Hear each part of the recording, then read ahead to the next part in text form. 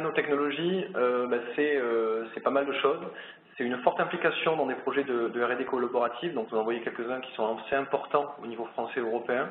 Une présence forte en normalisation, avec notamment la présidence du comité européen de normalisation relatif aux nanotechnologies. L'animation d'un réseau qui est le club nanométrologie sur toutes ces questions de mesure sur des nanomatériaux. Une participation au comité du pilotage du forum NanoResp.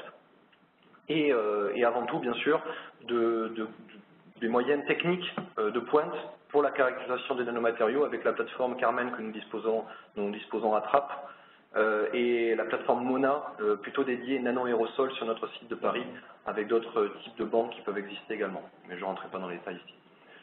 Rapidement, l'origine des nanomatériaux, elle est multiple. Il y en a une partie qui va être naturelle, donc il y en a dans l'air que vous respirez à l'extérieur qui est due à une activité naturelle, des volcans, des feux de forêt, j'en passe. Il va y avoir une activité due à l'homme, mais de façon non volontaire, avec une activité anthropogénique, donc due à l'automobile, à l'incinération, au chauffage divers et variés. Et ensuite, une troisième famille de nanomatériaux qui, elle, concerne la partie manufacturée, c'est-à-dire fabriquer des substances fabriquées intentionnellement pour différentes applications.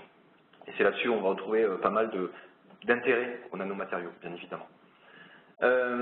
Cet intérêt, quel est-il vis-à-vis de ces nanomatériaux manufacturés, on va les qualifier ainsi, c'est que par rapport aux mêmes matériaux massifs que vous pouvez rencontrer classiquement, il va y avoir des nouvelles propriétés qui vont apparaître à cette échelle nano. Alors ça va pouvoir être des nouvelles propriétés physico-chimiques bien spécifiques. Elles peuvent être très variées, donc des modifications de couleur, des modifications de propriétés thermiques, des effets antibactériens, etc. etc. Mais également des propriétés liées à la grande surface spécifique de ces nanomatériaux, avec des effets d'interface démultipliés.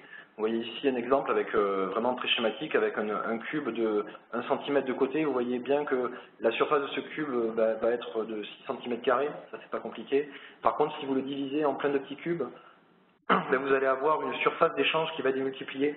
Et ça, c'est un fort intérêt dans l'application des nanomatériaux, parce qu'on va avoir du coup des réactivités accrues, des comportements différents. Et ça,